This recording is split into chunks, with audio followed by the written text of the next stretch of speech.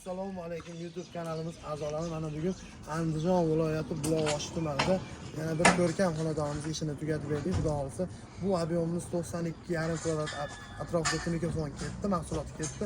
140 ming so'mdan jami summasi 13 million so'm bo'ldi.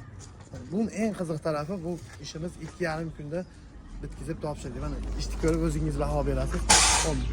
Bu tunikamizni qalinligi 0,37 qalinlikda bo'ldi.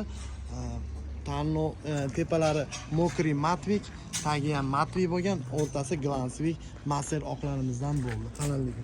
Xudo xolisa chiroyligina darvozaxonamiz bor.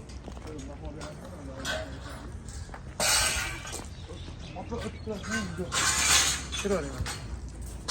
Darvozaxonamiz o'ziga 2,5 darvozaxonamiz shunday chiroyli ko'rinishda tekizlik chekalarni bela gullardan o'rtasiga rombi aynadan qo'yib berdik. Xudo xolisa mana o'zingiz ko'rib baho berasiz. Bu joylarni ham kelishlarni ham. Bu shapkamiz bu tarafi 1.10, bir tarafi 1 metrli shapkamiz. Hozir ko'rib bu joylarni ham ahamiyat berasiz. Burchakamiz, burchak. Go'zal holatda kelgan. To'xtanglar qilib guruhlarni ham olib berganmiz, cho'tki holatda qilib. Tanlov o'zi bor ekan, tanlovni qo'ymadik.